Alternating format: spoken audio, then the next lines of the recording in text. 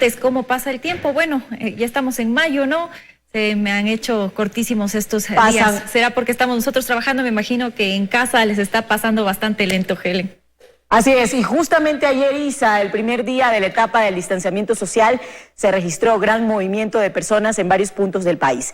Es importante recordar que el semáforo está en rojo en todas las ciudades y que no podemos relajarnos. Es muy importante lo que mencionas, las restricciones se mantienen y no existe autorización para salir de casa. Es importante en estos momentos justamente cumplir con mayor responsabilidad el pedido de quedarnos en casa. Hay 31.881 casos de COVID-19 y 1.569 personas fallecidas, así que nuestra solidaridad a las familias que han perdido a sus seres queridos a causa de la pandemia.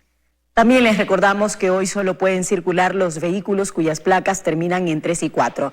Solo en Quito, desde que comenzó la emergencia, se han sancionado a casi 9.000 conductores y más de 1.700 vehículos han sido retenidos. Así que el llamado a acatar las disposiciones. Eviten ser sancionados. Bueno, vamos a comenzar ahora con las noticias. Les contamos a continuación que la Fiscalía investiga una denuncia por presunto peculado en la adquisición de insumos médicos por parte del Hospital del IES de Los Ceibos en Guayaquil. La mañana de este lunes se ejecutaron varios allanamientos donde 16 personas han sido detenidas. Con esta noticia empezamos hoy. 7 de los allanamientos se ejecutaron en Guayaquil, así lo informó la Fiscalía General del Estado en su cuenta de Twitter. Además, en la capital se allanaron las oficinas de la empresa Silverti S.A. Ahí se decomisaron 3 CPUs, 2 laptops, agendas y una caja fuerte. Al momento hay 4 personas detenidas y otras 12 retenidas por 8 horas con fines investigativos, entre trabajadores de esta empresa privada y funcionarios del Instituto Ecuatoriano de Seguridad Social. La Fiscalía investiga un presunto sobreprecio en la adquisición de insumos médicos para el Hospital del IES de Los Ceibos en Guayaquil. Contrato efectuado a través de un proceso de emergencia, donde esta casa de salud accedió a cancelar $872.000 a cambio de guantes, mascarillas y bolsas para embalaje de cadáveres. Es este último rubro el que llama particularmente la atención, ya que el hospital canceló $594.000 por 4.000 de estas bolsas para embalaje de cadáveres, es decir, $148.50 por cada unidad, cuando en el mercado regularmente se las consigue por no más de $50 cada una, por lo que esta casa de salud habría cancelado el triple de su costo. Y así lucen. El recién posesionado presidente del directorio del IES, Jorge Watted, en su cuenta de Twitter publicó estas fotografías, señalando que el producto es de fabricación artesanal y que muy difícilmente pueden costar $148. La fiscal general del Estado, Diana Salazar, se pronunció a través de su cuenta de Twitter. Aprovecharse de la emergencia para robar fondos públicos es de miserables. Fiscalía está desplegando todos sus recursos para investigar a quienes en medio de la tragedia estarían haciendo negocios. Esta transacción del Hospital de Los Ceibos también fue cuestionada desde el gobierno. El presidente Lenín Moreno también, a través de su cuenta de Twitter, exigió todo el peso de la justicia para quienes roban dineros públicos en compras de insumos médicos. En esa misma línea también se pronunció la ministra de Gobierno, María Paula Romo. Es intolerable que además haya quien trate de aprovecharse del dolor, de la enfermedad y de la emergencia. Estamos tratando de controlarlo todo, no siempre es posible, pero estamos tratando de tener ojos en todos los lugares para evitar que esto pase. Pero si no logramos evitar que pase y se dan casos como estos, que no quepa duda que va a tener todo el apoyo del gobierno, la ley, porque ya no es un asunto, el rato que esto sucede, ya no es un asunto solamente del gobierno, es de la justicia y de la cárcel, y así tiene que ser. Por su parte, el IES aseguró a través de comunicados que optó por la oferta más económica y que facilitará toda la información que las autoridades le soliciten. Fiscalía informó que se investiga un presunto peculado y que la audiencia de formulación de cargos se realizará en las próximas horas. Además, hace pocos minutos se confirmó que entre los detenidos está el actual gerente de esta casa de salud. En Guayaquil, Carlos Acoto, 24 horas. Ahora les contamos que el presidente de la República aceptó la renuncia de Paul Granda como presidente del Consejo Directivo del Instituto de Seguridad Social y en su lugar estará Jorge Watted. Casi 15 días después de haber presentado su renuncia irrevocable, Paul Granda deja el Instituto de Seguridad Social luego de casi 1 año y medio al frente del Consejo Directivo. Su gestión se vio empañada por denuncias de corrupción en contratos por la compra de mascarillas con sobreprecio. Desde varios sectores se solicitó su renuncia. Es así que este lunes el presidente de la República, mediante el decreto 1031, le agradeció sus servicios y anunció que en su cargo estará Jorge Guatet, quien está al frente de la Fuerza de Tarea Conjunta en Guayas. Él recibe esta institución con una nueva denuncia de corrupción respecto al sobreprecio de las bolsas de embalaje de cadáveres, lo cual cuestionó el valor de las mismas en su cuenta de Twitter. En otro decreto, el 1032, el presidente de la República dio por terminada la designación de Guatet como delegado del presidente al directorio de Banecuador. Su reemplazo será Javier Lazo, quien se desempeña como ministro de Agricultura. En Quito, Andrea Samaniego, 24 horas. El COE cantonal de Guayaquil decidirá cuándo la ciudad dejará de estar en rojo y cómo lo hará. Así lo dio a conocer la alcaldesa Cintia Viteri, quien también solicitará a los sectores productivos cambiar los horarios de entrada de sus trabajadores para evitar aglomeración en el transporte público. Reconociendo que temía que exista confusión y con ello excesos entre los ciudadanos al escuchar distanciamiento social, la alcaldesa de Guayaquil asegura que este lunes en la ciudad se aumentaron los operativos para recordarle a los ciudadanos que esta ciudad está en semáforo rojo. También dijo que pronto se podría decidir cuándo Guayaquil podría dar el paso al cambio de color. El miércoles probablemente les podremos decir a la población hasta cuándo se va a mantener el semáforo en rojo, número 1, y número 2, cuando retomemos la nueva normalidad, de qué manera lo vamos a hacer. Insistió la alcaldesa en que lo que se dirá este miércoles será solo un anuncio, pues la ciudad permanecerá en rojo toda la semana. Con los resultados de las pruebas se identificará las zonas con mayores contagios y con ello se puede alertar un posible rebrote. El COE local también este lunes discutió sobre otros temas. El gerente de la Autoridad de Tránsito Municipal, Andrés Roche, insistió en que se hable con los representantes de los sectores productivos para que organicen mejor los horarios de ingreso de sus trabajadores y así evitar la concentración de personas que se está viendo en el transporte público. Llegar a bandas de horarios de entrada del sector industrial y comercial de 7, 8 y 9 de la mañana, para poder así dosificar el personal que entra y no tener el encolumnamiento de la metrovía. Vamos a hablar con el sector comercial justamente el día de hoy. Roche aseguró que el flujo vehicular es el que esperaban según el movimiento de la ciudad durante los últimos días y tomando en cuenta que hoy se abrieron otros servicios comerciales bajo la entrega a domicilio. En puntos donde circulaban hasta 8.000 vehículos durante determinadas horas, el flujo vehicular ha aumentado a 10.000 y hasta 12.000. El control en materia de tránsito está siendo muy estricto en 25 puntos puestos en la ciudad, 5 de los cuales son entrada a la ciudad. La alcaldesa Viteri recordó que los operativos en la ciudad continuarán para respetar las restricciones, pues si bien estamos en distanciamiento social, la ciudad avanza con semáforo rojo. El miércoles conoceremos hasta cuándo. Dayana Monroy, 24 horas. Quito comienza una semana de actividades de la llamada nueva normalidad con un semáforo en rojo, aun cuando mantiene operativas ciertas actividades comerciales. Los focos de riesgo están en las zonas de mayor comercio informal. Bajo un nuevo régimen de movilidad y con claras restricciones, el semáforo en rojo permite, por ejemplo, la circulación de taxis o la ampliación de servicios de compras a domicilio o sistemas de venta en línea que buscan reactivar de a poco la economía local. No obstante, el ambiente es bastante similar al de días pasados. Negocios abiertos con despacho en la puerta, un distanciamiento poco prudente entre los compradores y servicios esenciales que intentan adaptarse a la nueva modalidad, como este consultorio veterinario que recibe todas las mañanas a los dueños de mascotas. Tenemos que adaptarnos todos a esta nueva modalidad y salir protegidos y con las previsiones del caso. Para mí en esta situación de los animales es preferible que hagan atender para poder nosotros ver y cuidar ya que son nuestros protectores.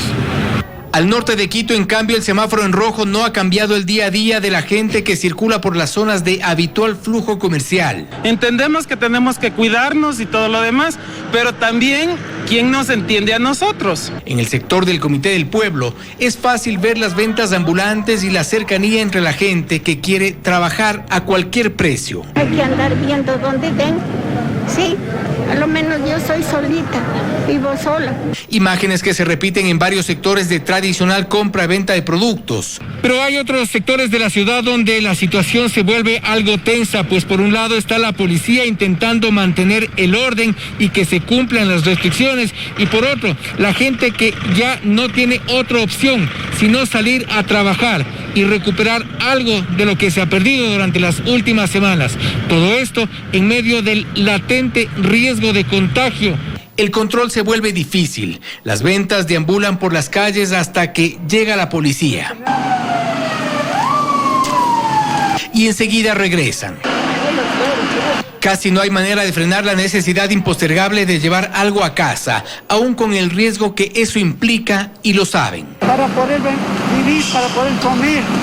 No hay nada de dinero para poder comer. De ahí que el alcalde de Quito analiza nuevas alternativas para minimizar los riesgos, mantener el semáforo en rojo y no deprimir más la economía de las familias. Siempre voy a manifestar mi preocupación del uso adecuado del salvoconducto. Veo demasiada movilidad en la ciudad capital. El semáforo en rojo implica algunos cambios en las medidas, como por ejemplo, las entregas a domicilio serán hasta las 22 horas. Los locales de comida atenderán hasta las 22 horas con servicio a domicilio. Se reactiva el área de la construcción previa acreditación. El transporte en taxis será posible hasta las 22 horas.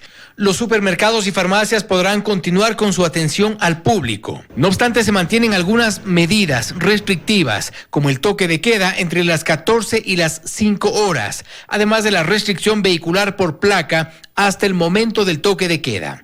Quito arranca así su primer día de semáforo en rojo, con retos aún mayores frente a la pandemia y la necesidad. Ambas presentes, pero juntas, peligrosas. En Quito, Fausto Yepes, 24 horas. El movimiento en Guayaquil aumentó desde la mañana de ayer, cuando cientos de personas salieron con la intención de regresar a trabajar. Además, la Metrovía aumentó el número de unidades para evitar aglomeraciones. La gente hoy en Guayaquil decidió salir a trabajar.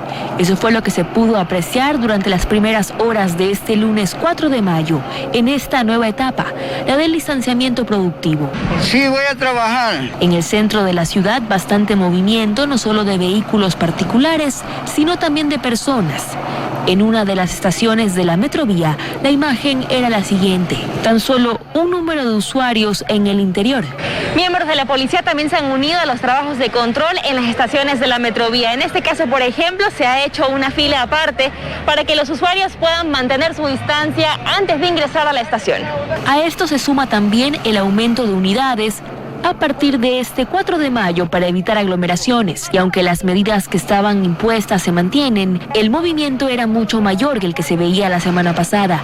Y es que aseguran, no pueden quedarse más tiempo en casa. Abraham lustra zapatos y por lo menos labora un par de horas para conseguir algo de dinero. Que en la plata uno no puede reunir porque lo poquito, yo me guardo.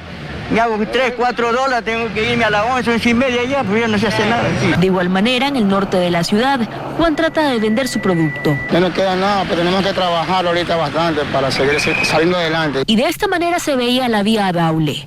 La ciudadanía empieza a adaptarse a esta nueva normalidad de este distanciamiento productivo. Valery Villalba, 24 horas.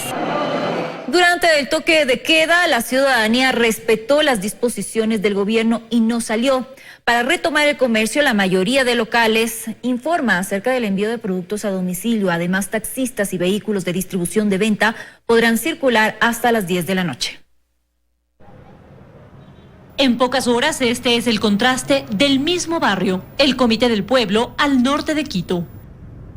Una vez que inició el toque de queda, la ciudadanía se mantuvo en sus hogares. Sin embargo, debido a la necesidad de reactivación económica, son varios los locales que ubicaron en sus puertas cerradas carteles informando acerca del envío a domicilio. Estamos esperando a ver si es que la gente ya se adecua a la nueva modalidad de trabajo, ¿no? Dice que entienden la emergencia sanitaria, pero hay deudas que deben pagar. Porque lamentablemente la economía ya después de tanto tiempo de para no nos da para más. Tenemos que retomar y tenemos que ver la manera de poder pagar los arriendos. Es un negocio pequeño que vive del diario. Eran pocos los ciudadanos que todavía caminaban pasado el toque de queda, especialmente llevando alimentos a sus hogares. Y así durante el toque de queda, con la nueva realidad, con el semáforo en rojo, se evidencia que la ciudadanía respeta las disposiciones de no abrir los locales y tampoco caminar por las calles. Sin embargo, quienes sí pueden circular hasta las 10 de la noche son los taxistas, respetando el último dígito de la placa, pero ellos dicen que no es rentable.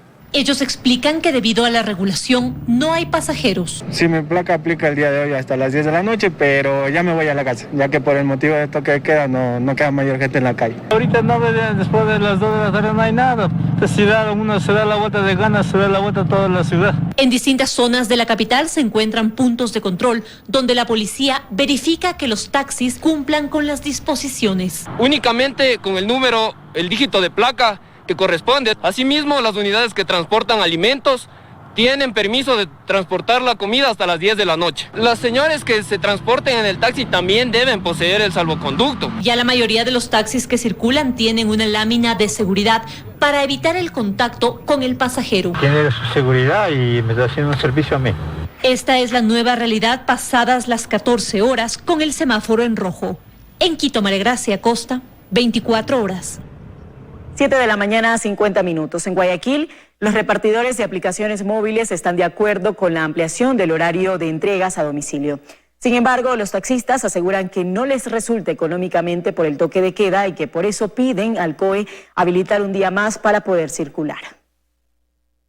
Eran las 3 de la tarde y Marcos llevaba ya 7 carreras. Antes de la emergencia sanitaria, él era mesero en un restaurante. Como el local debió cerrar algunas semanas, Marcos buscó una alternativa de trabajo que le permita seguir llevando dinero al hogar, pues tiene un hijo pequeño que alimentar. Así se dio cuenta que ser repartidor es por ahora su única opción, aunque económicamente tampoco es la mejor. Un poco duro, por lo que no tenía a veces para comprarle su carrito de leche. Optó por trabajar de 6 de la mañana cuando recibía el primer pedido a 7 de la noche, para alcanzar a juntar la mayor cantidad de dinero. Luego ya tenía que irse a casa cumpliendo con las medidas de restricción de movilidad impuestas por el Comité de Operaciones de Emergencia Nacional. Pero ahora hasta las 10 de la noche se puede quedar. Está bien que se haya ampliado un poquito más el horario para poder trabajar. Daniel, quien antes de la pandemia atendía al cliente en una cadena de comidas rápidas, también tiene previsto sacarle provecho a la extensión del horario. Poder reunir un poco más de dinero, por lo menos poder completar para pagar los alquileres, comida, etcétera. Son tiempos en los que nadie se queja por el esfuerzo, dice Edison. Él, en cambio, era vendedor en la bahía de Guayaquil y de un día a otro se quedó sin producir. Por eso tomó su bicicleta para convertirse en repartidor de una aplicación hasta las 10 de la noche. Lo importante es trabajar, no importa la distancia ni nada, porque aquí todo lo que estamos tenemos familia. Aunque solo un día por semana, de acuerdo al último dígito de placa, quienes también están autorizados a circular hasta las 10 de la noche a partir de este 4 de mayo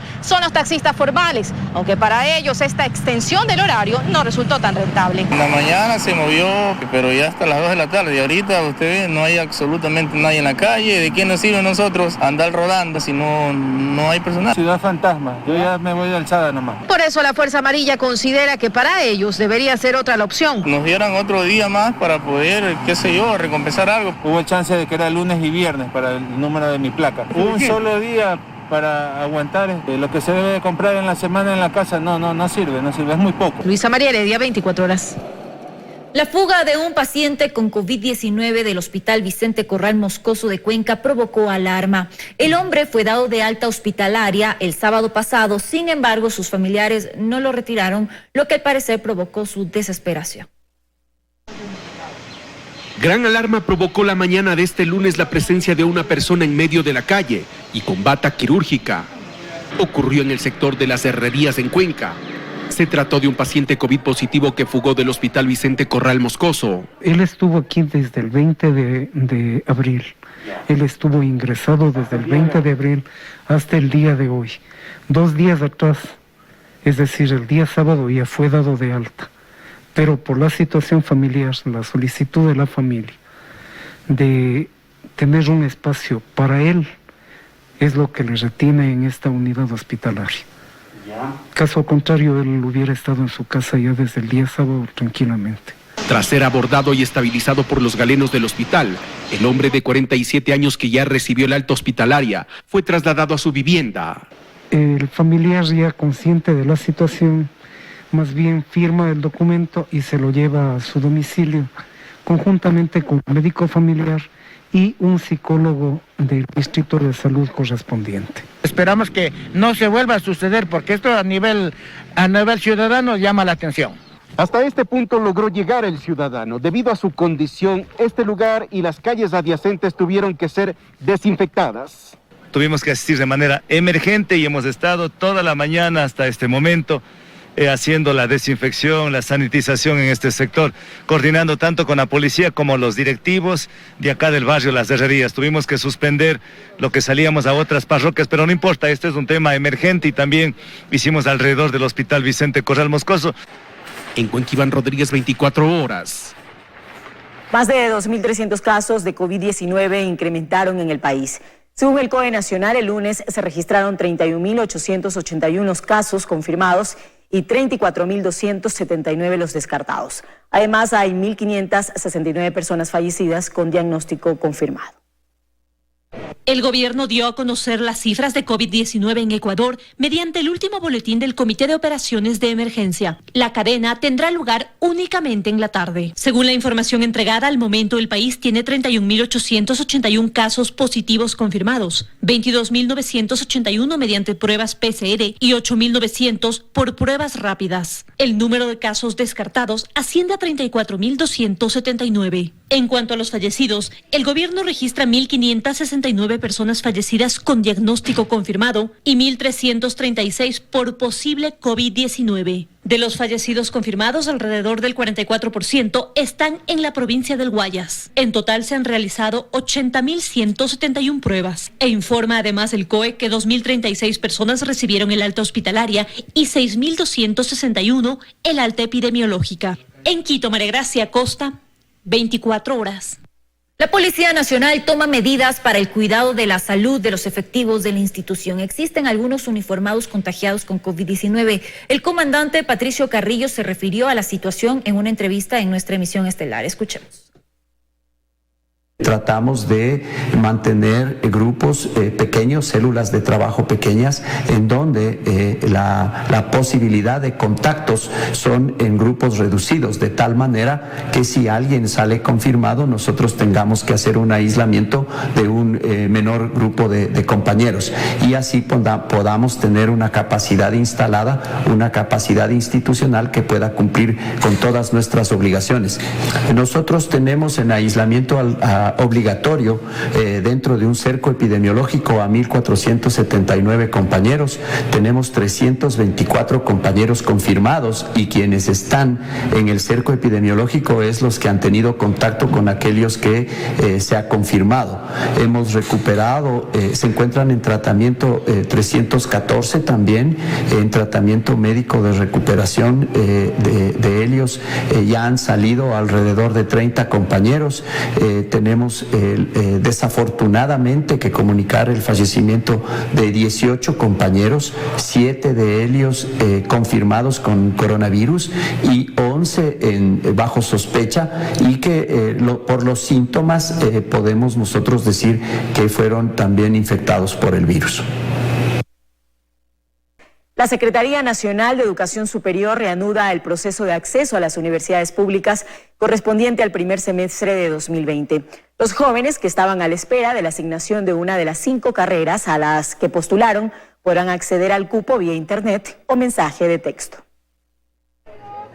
La propagación del COVID-19 en el país obligó a las autoridades educativas a suspender varias actividades que estaban en un cronograma preestablecido. Por ejemplo, los jóvenes que habían aplicado a un cupo para la educación superior pública para el primer semestre del 2020 no lograron culminar el proceso, pues estaba previsto que en marzo se les asignara una de las 5 carreras a las que habían postulado. Van a enviar a todos los postulantes que entraron en el proceso de abril la primera asignación de cupos para su aceptación, revisión, por supuesto, y aceptación, hasta el día 6 de mayo. Esto es importante, entre el 4 y el 6. Si no se acepta el cupo, se lo pierde. Quienes tengan acceso a Internet podrán verificar esta información a través de la página web www.serbachiller.es.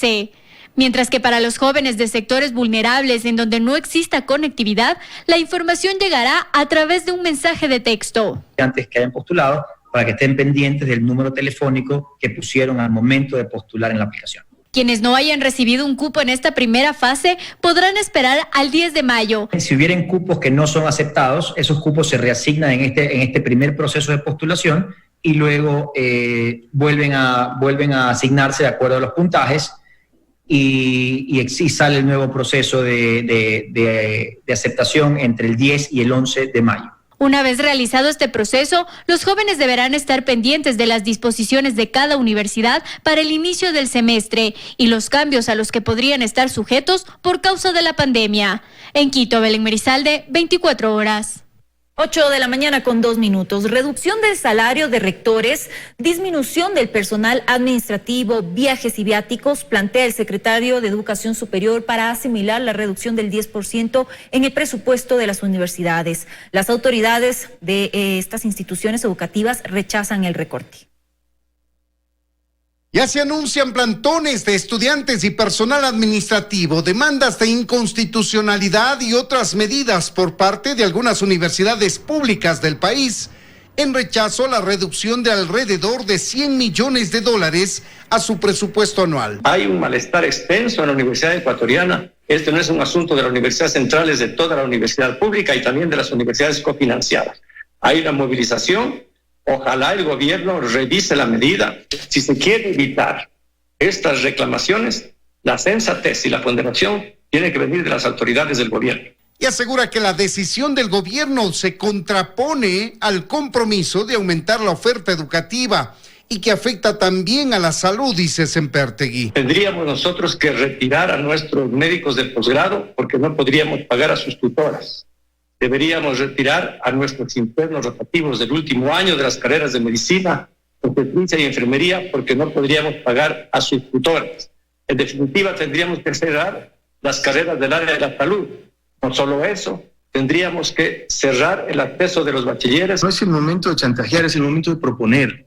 Es el momento de decir, mire, entendiendo la problemática del país, entendiendo la caída del Producto Interno Bruto del 6 o el 7%, proponemos estos ahorros, estos recortes, estas eficiencias. Y agrega que el flujo de recursos que nutren el presupuesto para las 32 universidades públicas y cofinanciadas del país se ha reducido y debe también reducirse su presupuesto sin afectar el nivel educativo. Depende de la recaudación del IVA y del impuesto sobre la renta. Se va a ver visto afectado justamente por una reducción de la actividad económica y por ende una reducción de la recaudación, y esa es la realidad a la que nos enfrentamos. Y da algunas ideas de racionalización del presupuesto para evitar que la reducción afecte a los estudiantes. Las universidades, algunas, tienen un administrativo por docente. Hay unas masas salariales tremendamente altas entre gastos de viajes, viáticos y cosas a nivel mundial, ya como $20 millones.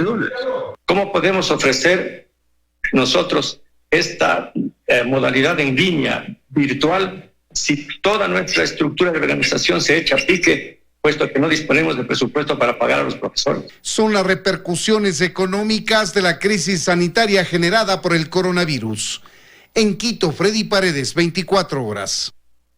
8:05 a.m. Y precisamente, amigos, sobre este tema, esta mañana realizarán un plantón estudiantes de la Universidad Central del Ecuador debido a la reducción del presupuesto para centros de educación superior. Nuestra compañera Fernanda Ceballos está en los exteriores de la Universidad Central con algunos alumnos y docentes. Fer, buenos días nuevamente. ¿Qué te comentan al respecto estas personas? Helen, amigos televidentes, muy buenos días. Con estas consignas de estudiantes y docentes de la Universidad Central del Ecuador exigen que no se dé la reducción del presupuesto, ya que serán miles de estudiantes que se verán afectados. Esta semana ya iban a iniciar las matrículas en este centro de educación superior. Sin embargo, esto no podrá suceder debido a la reducción del presupuesto. ¿Cómo les afecta? Muchas gracias, buenos días. En realidad toda la Universidad Ecuatoriana se encuentra afectada, ya que el recorte presupuestario nos impide continuar con los cronogramas ya planteados. Toda vez que nuestras universidades tienen profesores a contrato y el recorte presupuestario no permitirá precisamente que podamos contratar o seguir contratando a estos profesores, que en el caso de la Universidad Central más o menos bordea el número de 480 profesores.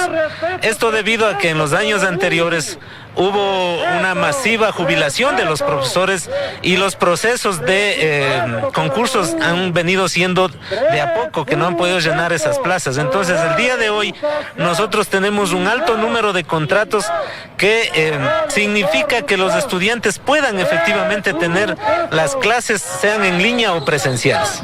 Perfecto, muchísimas gracias. Son 32 universidades en todo el país que se ven afectados con la reducción del presupuesto y esto afecta también a los estudiantes. Ustedes hace unos días habían hecho algunos pedidos, como por ejemplo que se entreguen tablets de estudiantes vulnerables y también que se dote de internet. Esto también se verá afectado. Bueno, nosotros como estudiantes universitarios planteamos que la reducción del presupuesto universitario pone en riesgo el funcionamiento de la Universidad Ecuatoriana. Con la reducción de 98 millones de dólares no vamos a tener dinero para pagar el sueldo de los docentes, para pagar el sueldo del personal de servicio administrativo. Es decir, el inicio de clases, que en la mayoría de universidades estaba planificado para iniciar esta semana, no va a poder desarrollarse. Nosotros creemos que en este momento el gobierno debe reflexionar bien sobre esta medida.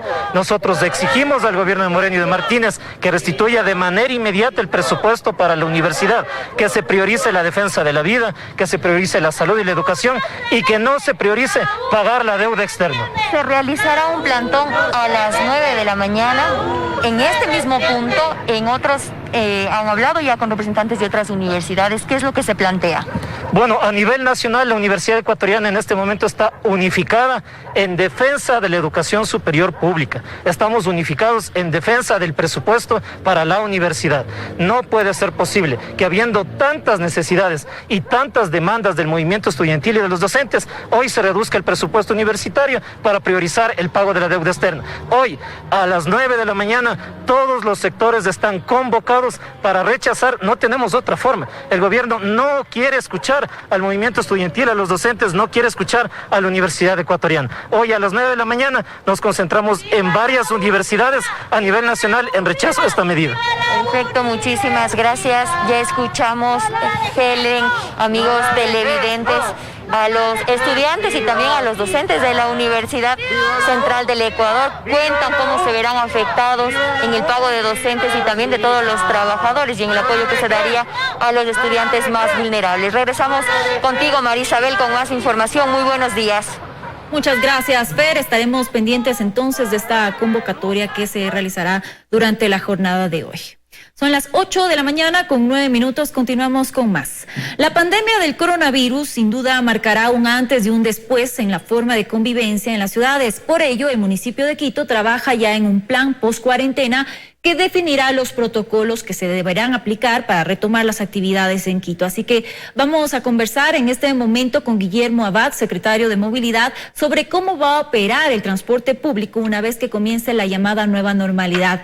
Guillermo, muy buenos días. ¿Se mantiene la propuesta de la modalidad solo sentados o se permitirá que los pasajeros vayan de pie? María Isabel, buenos días. Disculpe, no le escucho, no tengo audio de retorno suyo. No sé si podemos probar nuevamente. Yo quería comenzar esta entrevista preguntándole, Guillermo, si es que se va a mantener la modalidad solo sentados en los buses de transporte público o también se les va a permitir que algunos vayan de pie. No creo que me escucha bien, Guillermo. No tengo audio, lo siento mucho, no le escucho. Vamos a tratar de solucionar este problema. Entonces, Guillermo, mil disculpas por este inconveniente. Vamos a intentar solucionarlo. Hasta eso vamos a continuar con más información. ¿O me confirman si ahora me escucha, Guillermo? Ahora sí le puedo escuchar. Buenos días, un gusto saludarle y quería comenzar la entrevista preguntándole si es que se va a mantener o se plantea mantener la modalidad solo sentados o se permitirá que en los buses los pasajeros vayan de pie. Buenos días, gracias por la entrevista. Bueno, es importante primero indicar que todas las medidas de movilidad que se van a tomar en la ciudad están subordinadas a las medidas de salud. Estamos viviendo una emergencia sanitaria, consecuentemente estas medidas de movilidad deben responder a estos protocolos sanitarios y a las medidas que se tomen en salud. Y estas medidas de movilidad, a su vez, tendrán que ser complementarias con otros sectores de la propia municipalidad, como por ejemplo que el sector de desarrollo productivo, que ya lo comentaré posteriormente. Entonces, en este sentido, lo que se pretende en los buses es mantener la distancia de seguridad, que es de 1,5 metros a 2, y esto conllevaría a que no solo que tengan que ir sentados, sino que máximo en cada bus tendrán que ir alrededor de 12 a 15 personas dependiendo de la capacidad del bus, pero normalmente un bus tipo de la ciudad tiene alrededor de 42 personas, y consecuentemente tendrá también que cumplir con los protocolos, como los estamos viendo en pantalla, de desinfección y de descontaminación, más otros más que los podremos ir comentando luego. ¿Esto en qué porcentaje entonces reducirá la capacidad de los buses, Guillermo? Bueno, prácticamente se reduce hasta un 70%. La capacidad máxima de ocupación que va a tener un bus es de 30. Y aquí vale la pena indicar, reitero, que estas medidas responden a una evidencia científica que se encontró justamente en la ciudad de Hunan, en China, en donde se hizo un estudio del pasajero A y se logró determinar que en un bus de 48 personas bastaba de que una sola persona portadora del virus que esté en el bus tenía la capacidad de contagiar al 20% del mismo, y que también se logró demostrar que la capacidad de contagio y de traslado del virus era hasta de 4 metros. Pero lo más preocupante de este estudio llamado el pasajero A es que luego de que desembarcaron las 48 personas e ingresaron 48 personas nuevas, y ya no era necesario que exista una persona contagiada para que los demás se contagien, pues era el propio bus quien contagiaba, en vista de que el virus se quedaba adherido a las diferentes superficies del bus. Entonces, basada en esa evidencia científica, es que hay que tomar mucho cuidado, muchísimo cuidado con el reingreso del transporte público. Ahora, en la capital, en condiciones normales, unas 2 millones de personas se trasladan diariamente en el sistema de transporte público. Si se reduce la capacidad en este 70% que mencionaba, ¿cómo se va a movilizar el resto de usuarios? Justamente ahí es que le mencionaba que estas medidas de movilidad tienen que estar concatenadas con otras medidas, como el caso del sector productivo.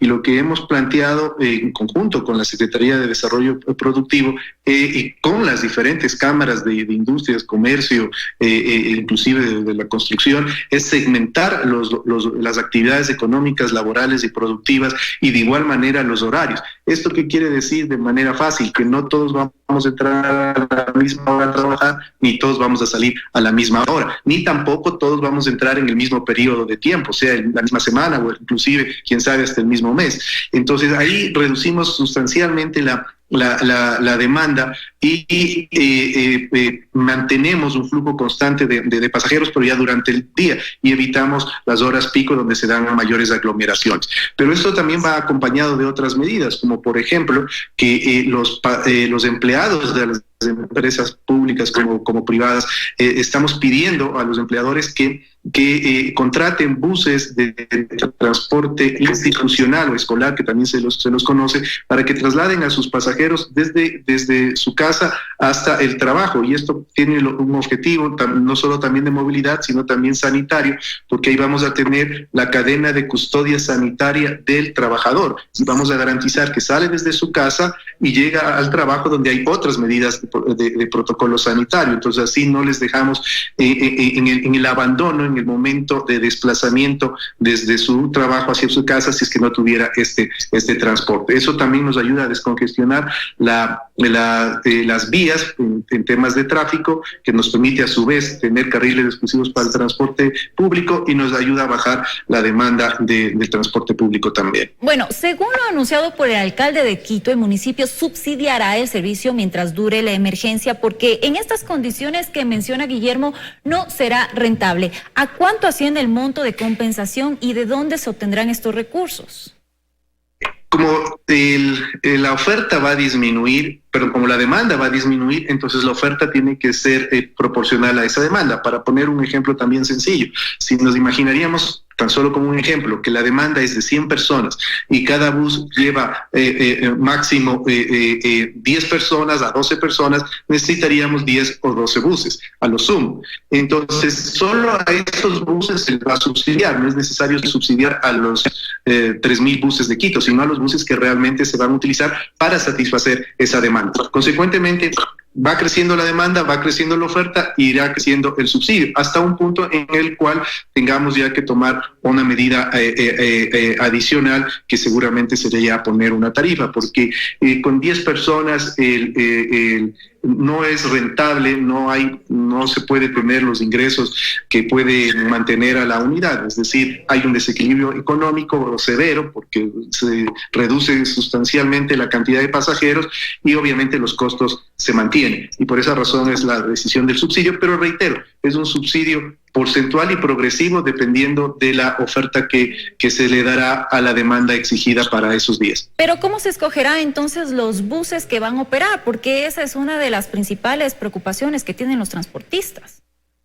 Bueno, hemos conversado con el sector gremial, tenemos reuniones muy a menudo, conocían de este planteamiento antes del anuncio del señor alcalde, y lo que se va a hacer es simplemente sacar la parte proporcional de la flota. Si hablamos, por poner un ejemplo, del 10% de la flota, sacamos el 10% de la flota de cada una de las operadoras, es decir, todas las operadoras van a participar, pero para esto vamos a tener unos requisitos previos, porque vamos a solicitar, y además que nos sirve también por temas de movilidad y de organización, que cada socio de la operadora delegue la administración de su bus a la empresa jurídica, y así también damos pasos en firme para ir a una visión y gestión empresarial, porque como usted sabe, gran parte del transporte público todavía tiene esa relación societaria antigua de socio-bus cuando debería ser socio-acción, y eso es lo que queremos también romper en esta oportunidad que vamos a tener para poder organizar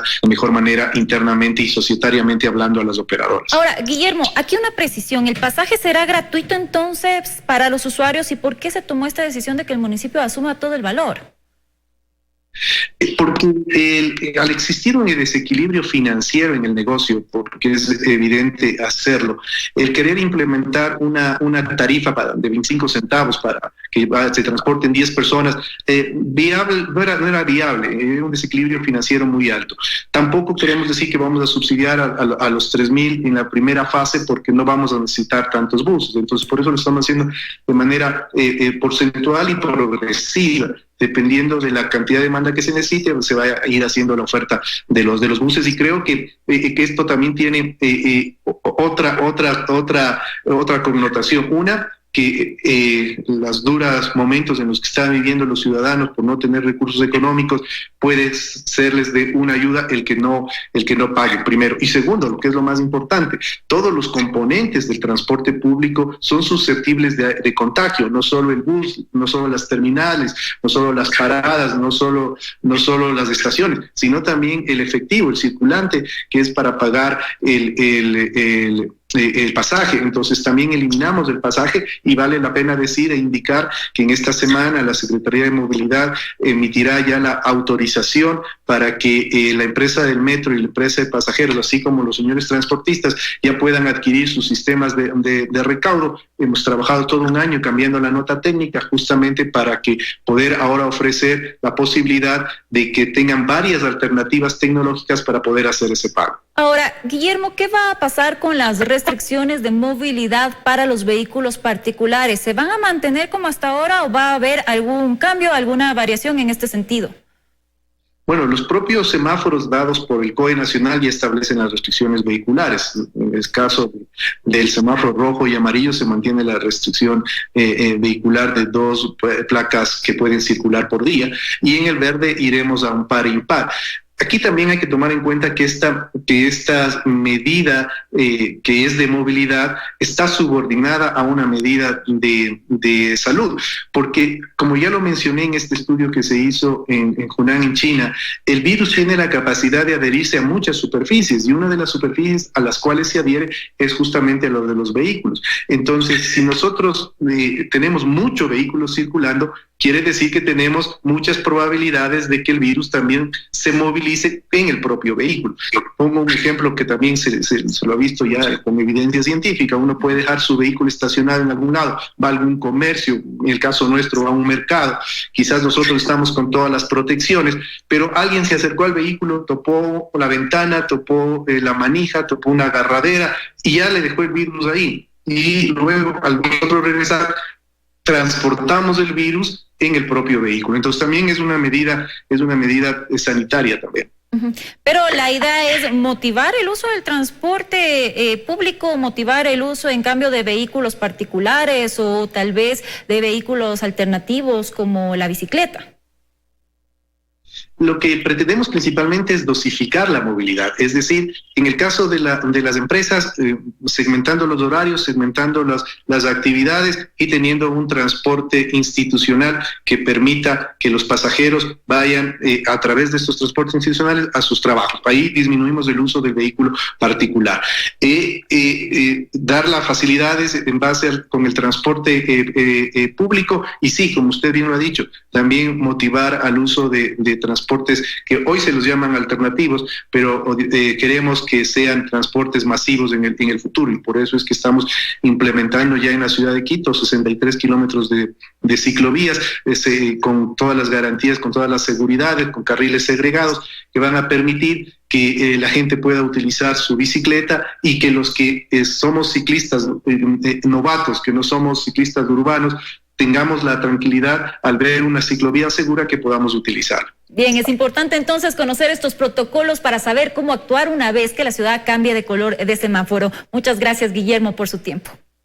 Gracias a usted por la invitación. Desde Carchi mantienen el aislamiento con la semaforización en color rojo. Las autoridades piden al gobierno la cancelación de recursos adeudados a las municipalidades para hacer frente a la pandemia. Por unanimidad, los COEs cantonales decidieron mantener las medidas de restricción en sus jurisdicciones para evitar que aumenten los casos de COVID-19 en la provincia. Sin embargo, vamos a coordinar acciones para que de manera paulatina los sectores donde tengan menor afectación puedan estar preparados para ir proyectando ya la vuelta a la normalidad. Pero las autoridades no mantendrán únicamente las restricciones, sino además reforzarán las medidas para evitar la propagación del virus. Es fundamental que lo hagamos de una manera coordinada, organizada, pero sobre todo respetando la vida del otro. Por su parte, el Cantón Montúfar analizará cada 15 días el comportamiento ciudadano y el control del coronavirus para considerar la posibilidad de adoptar otras medidas, pero por el momento las restricciones se mantienen. Y radicalizaremos que estas medidas sean bien controladas. El Cantón Espejo, que aún se mantiene libre de contagios, continúa con las campañas de sanitización, tanto en la zona urbana como rural. Va a permitir que bajemos la carga viral y nos mantengamos. Lucharemos por mantenernos fuera de contagio. Los cantones Huaca, Bolívar y Mira también mantienen el semáforo en color rojo, y todos los alcaldes piden al gobierno la cancelación de los recursos adeudados a las municipalidades para invertirlos en la lucha contra la pandemia. En Tulcán, Jairo Jacome Ortega, 24 horas. En Babahoyo, provincia de Los Ríos, los comerciantes de ropa y varios artículos piden al COE cantonal que les permitan trabajar al menos 4 horas. Aseguran que tras 48 días de inactividad su situación económica es insostenible. Intentaron abrir sus locales, pero las autoridades lo impidieron. Esa es la molestia de varios comerciantes en el centro de Babahoyo. que tras una larga cuarentena encerrados en sus casas, la situación económica se les tornó insostenible. Son 2 personas que tengo en mi casa con discapacidades. Mi esposo, hipertenso y diabético. Mi hija, que no camina. Y tengo que salir ya al más del mes, aunque sea ganarme el bocado de comida. Y no me dejan trabajar. Y yo quiero trabajar. Lleguemos a un acuerdo de trabajar, si es posible, 3 horas o 4 horas con los protocolos necesarios. En un comunicado, el alcalde de Babahoyo expuso que el semáforo continuará en rojo y el comercio que podrá atender al público es exclusivamente de primera necesidad y medicinas. Tienen la necesidad de producir económicamente algo que les justifique la compra de los alimentos, pero podemos incurrir en una grave falta que pueda presentarse una segunda oleada de esta infección viral y tener unas consecuencias en la salud muy graves. Mientras tanto, negocios más pequeños volvieron a brindar atención desde hoy. Don Manuel Alvarado vende sándwiches de pollo por más de 20 años y cree que tenemos que adaptarnos a esta nueva realidad. Porque esta cosa no se va a terminar de aquí a mañana, esta cosa seguirá, no sé hasta cuándo. En Babahoyo, a los locales de alimentos con entregas a domicilio se les extendió el permiso de atención hasta las 10 de la noche, así como el servicio de taxis de acuerdo al último dígito de la placa. Esta ciudad tiene 559 casos confirmados de COVID-19 según las autoridades. Es el cantón con más infectados en la provincia. Los Ríos registra un total de 1.284 contagios, manteniéndose como la cuarta más afectada después de Guayas, Pichincha y Manabí. Martín Soto, 24 horas. También los 6 cantones de la provincia de Imbabura decidieron continuar con el semáforo en rojo. Antonio Ante, el cantón textil del Ecuador, realizó varios convenios para la etapa de distanciamiento productivo. Vamos a ver.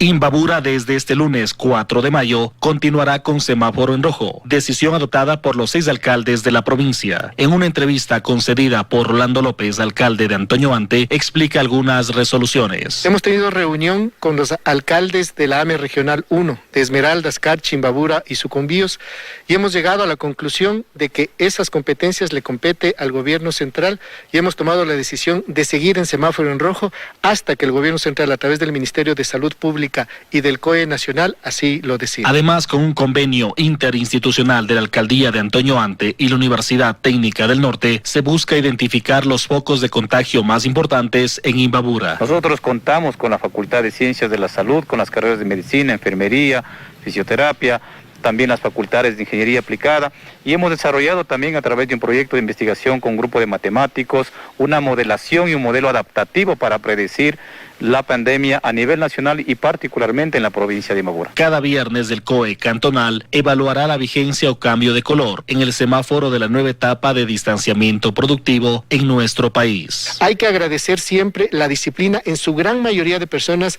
de los anteños y que están trabajando en el cantón. Tenemos nosotros ese apoyo también de la población para colaborar con la contención del virus. Desde Antonio Ante, provincia de Imbabura, David Vizcaíno Aro, 24 horas. Y en Cuenca, la capital Azuaya, se reactiva la economía de a poco. Ayer varias personas salieron a las calles para reabrir sus negocios bajo estrictas medidas sanitarias. Con temor, pero sobre todo con mucha necesidad, los cuencanos iniciaron esta nueva semana. Cada vez son más los negocios reabiertos y gente en la calle. Es totalmente crítico. Ustedes no saben nosotros lo que estamos sufriendo con los trabajadores, sin poder pagar la mensualidad, sin poder pagar darles la comida. Obviamente necesitamos luchar por nuestros hijos también, que venimos para eso, ¿no? A trabajar, y el día que no trabajamos, pues no comemos también, esperando que esta cuarentena se acabe para poder seguir laborando en lo que hacemos. Esta nueva normalidad, sin embargo, exige la responsabilidad de todos, es decir, adoptar las medidas de bioseguridad, como el uso de mascarillas, alcohol o gel antiséptico, el distanciamiento social y, en algunos casos, tinas o túneles de desinfección. Y hay que comenzar, aunque sea de poco a poco, y con la bendición de Dios esperemos que poder salir adelante. La situación económica está mal. La verdad, la gente lo que sale creo que es más solo para llevar sus alimentos a casa, así que estamos viendo que también va el día de hoy. En el centro de Cuenca la movilidad es tan alta que incluso regresaron los atrancones de tránsito. Y es que los ciudadanos quieren trabajar, y eso lo observamos en el sector de la construcción, que también retoma sus actividades. Y es que la necesidad apremia. ¿Qué pasa? Que ya no tenemos, para sustentar a la familia. necesitamos un ingreso para nosotros, porque nosotros no tenemos las posibilidades económicas que tienen otras familias. El riesgo de contagio es latente y la gente lo sabe. No obstante, retomar la economía se torna en una obligación. En Cuenca, Iván Rodríguez, 24 horas. Ahora les contamos que el gobierno entregará 8 millones de canastas con víveres a varias familias, especialmente de la costa. 2 millones de ellas se darán a través de tiendas de barrios. Un equipo de 24 horas recorrió las tiendas y comprobó que los propietarios aún desconocen cómo funcionará esta iniciativa. El anuncio lo hizo el presidente de la República, Lenín Moreno. Más de 8 millones de ecuatorianos serán beneficiados con la entrega de canastas de alimentos como parte de una asistencia social dirigida a los más necesitados en medio de la emergencia sanitaria actual. A personas de la tercera edad y grupos vulnerables, la canasta solidaria deberá llegarles a casa. Para los demás se anunciaron 2 canales de distribución, las escuelas fiscales y las tiendas de barrio. La tienda de Don Alfredo, ubicada en la ciudadela La Fae, norte de la ciudad, está en esa lista. Aparece en el mapa que todo beneficiario encuentra al digitar www.tiendacerca.es para averiguar dónde y cuándo su canasta podrá retirar. Pero don Alfredo, quien mantuvo su tienda cerrada durante más de un mes y recién la reactivó este fin de semana, no está al tanto de cómo se debe hacer. La gente me llama preguntando por las canastas, no sabía ni de qué me estaban hablando. Aclara que a ayudar con la entrega él está dispuesto. Siempre y cuando me den un listado para que la gente que venga a hacerle firmar algo, o sea, que quede constancia. Es la misma preocupación que tiene doña Gladys. Ella el domingo incluso ya recibió a una persona que con un papel en mano le aseguraba que en su despensa Nona Bella debía retirar la canasta. Ayer vinieron aquí que me dijo que tenemos que retirar unos productos. Tampoco se niega a colaborar, pero espera que la llamen de alguna dependencia a explicarle cómo se procederá. No es porque ya vengan todos los que viven por aquí, yo les voy a entregar. Es a lo que más le teme don Andrés, dueño de la despensa Charito, situada en el Cerro del Carmen, que en su negocio se agrupe gente por falta de información clara. Es lo que no quiere. Tenemos mucho miedo y por seguridad no podemos arriesgarnos mucho. Carlos Zavala, quien tiene un minimarket, también está preocupado. No sabe qué dirá cuando empiecen a preguntarle. Claro, ¿cómo es la situación? Porque imagínense si bajan y yo no sé nada. Según datos difundidos por el gobierno, en tiendas de barrio se distribuirán 2 millones de canastas que son principalmente para familias de la costa. En un tuit recientemente publicado por el secretario de la Presidencia, Juan Sebastián Roldán, se da cuenta de la entrega de forma ordenada y en cumplimiento de todos los protocolos de bioseguridad de la canasta solidaria en las tiendas de barrio. El tuit incluye fotos de los beneficiarios. Luisa María Heredia, 24 horas. 8 de la mañana, 45 minutos. La parroquia Belisario Quevedo, conformada por más de 12 barrios, es la más afectada por la pandemia en la capital, con 120 casos. Uno de los barrios es la comuna de Santa Clara de San Millán. Sus vecinos, quienes en su mayoría viven en extrema pobreza, piden a las autoridades se declare la zona en emergencia para evitar que el virus se siga propagando. Los vecinos de la comuna Santa Clara de San Millán, que pertenece a la parroquia Belisario Quevedo, más afectada por la pandemia en la capital, piden a las autoridades se declare en emergencia la zona. Según los datos del COE nacional de este lunes 4 de mayo, hay 120 casos confirmados de COVID-19. Al municipio de Quito le hemos solicitado las pruebas del COVID. Entonces, porque aquí sí estamos en incapacidad económica para poder hacernos particularmente. Necesitamos salir con protecciones, necesitamos cuidarnos y tomar la responsabilidad cada uno. En el sector viven más de 12.000 personas y en la parroquia unas 45.000, por lo que les preocupa la propagación del virus. Según Patricio Tumipamba, presidente de la comuna, en esta zona ya se han registrado 2 fallecidos. Que se nos haga la desinfección, el control de las ventas ambulantes, también los centros de salud que existen dentro de nuestra comuna, que nos provean de medicación. Rosa, quien vive en la parte alta de la comuna, dice que es difícil quedarse en casa cuando no se tiene que comer. Sí, miedo sí nos da, pero ¿qué más nos toca? Como quedarse en casa, nos quedamos en casa, pero es raro también que vengan la ayuda acá. Por su parte, Luis, quien es albañil, no puede salir a trabajar porque la empresa donde laboraba cerró. La verdad, en una casa ya no hay nada, ya no sé qué hacer, por eso mejor me voy a caminar por abajo y no me hago dar en cuenta a mis hijos que nos falta en la casa. Aquí en la comuna de Santa Clara de San Millán, en Quito, habitan alrededor de 12.000 personas. Los vecinos tienen que enfrentar el coronavirus y también el hambre. Aquí se registran ya algunos casos, tanto de personas fallecidas como de contagiados por COVID-19. solicitan a las autoridades se realicen fumigaciones y también entregas de raciones alimenticias. En esta imagen aérea se puede observar la extensión del barrio, pero también las carencias y la falta de intervención de las administraciones municipales. Entonces siempre hemos sido un sector relegado, olvidado tanto de las instancias municipales como las nacionales. Necesitamos que nosotros aquí nos ayuden. Y aparte de eso nos tomen como parte de Quito, porque somos parte de Quito. A esta parroquia de Quito le sigue en número de contagios Chillogallo con 104, Centro Histórico con 101, Cotocollao con 93 y Calderón con 89. Helen Quiñones, 24 horas. Ahora les contamos que 11 personas contagiadas de COVID-19 se registran en un centro de cuidado del adulto mayor ubicado en el centro norte de Quito. Familiares de uno de los usuarios denuncian un mal manejo de la situación por los propietarios del ancianato. Esta casa, ubicada en el centro norte de Quito, fue hasta la semana pasada el hogar de 10 adultos mayores. Sin embargo, ellos tuvieron que abandonar el lugar debido a que se registran casos de COVID-19. Entre los contagiados está el padre de esta mujer, quien denuncia el mal manejo desde ese centro, ya que el lunes pasado llamaron a sus familiares para decirles que su padre presentó problemas de próstata, pero omitieron la información de los contagios. Nunca debieron permitir, sabiendo que había casos de COVID, que un familiar tenga contacto directo con el paciente.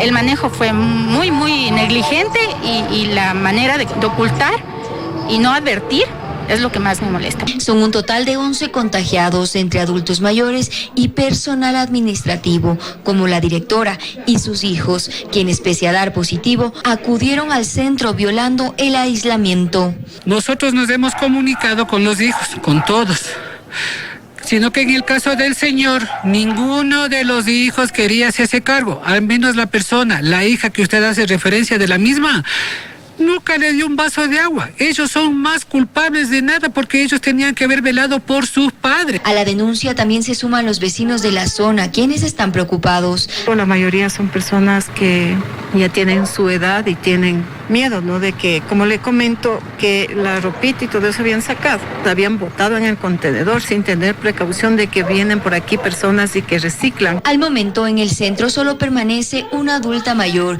quien dio positivo y solo podrá ir a su casa cuando se haya curado. Fernanda Ceballos, Amigos, 24 les contamos horas. que más de 500 detenidos a escala nacional han salido de las cárceles luego de cumplir el 60% de su condena a propósito de la emergencia sanitaria para evitar contagios dentro de los centros de reclusión.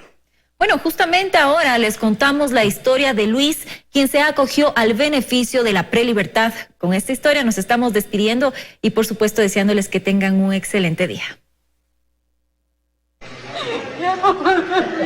Es el abrazo más intenso que ha tenido Luis y su madre Nelly, quien viajó desde la ciudad de Quito para ser testigo de su salida del Centro de Rehabilitación Social de Santo Domingo de los Áchilas. Primeramente agradecer por todo esto y sí, ese temor es de que tal vez aquí en el centro haya un contagiado y esto era masivo. No poderle ver nuevamente a mi hijo con la promesa que yo le hice a él, que le iba a apoyar hasta el último. Luis es uno de los más de 500 detenidos que ya cumplieron el 60% de su condena y que han salido con prelibertad de las cárceles desde que inició la crisis por el coronavirus. Con esto de coronavirus tal vez no haya movilidad, los abogados no se muevan. Esa es la preocupación de tal vez demorarme más a estar con mi familia. El joven fue sentenciado a 2 años de prisión y estuvo 1 año y medio detenido. El resto de su pena deberá cumplirla en prelibertad. Voy a llegar a Quito con mi madre. Gracias. Muchas gracias por esta libertad. Nelly asegura que hizo todo lo posible para agilitar los trámites, pues temía que su hijo se contagie con coronavirus y que finalmente recibió la ayuda del Servicio Nacional de Atención Integral para llevarlo de regreso a casa, pues no contaba con los recursos económicos para hacerlo. Entonces, gracias al Canal 4 que me ayudó, incluso al general Edmundo Moncayo, que nos facilitó a ustedes para que sea este sueño realidad de tenerlo a mi hijo.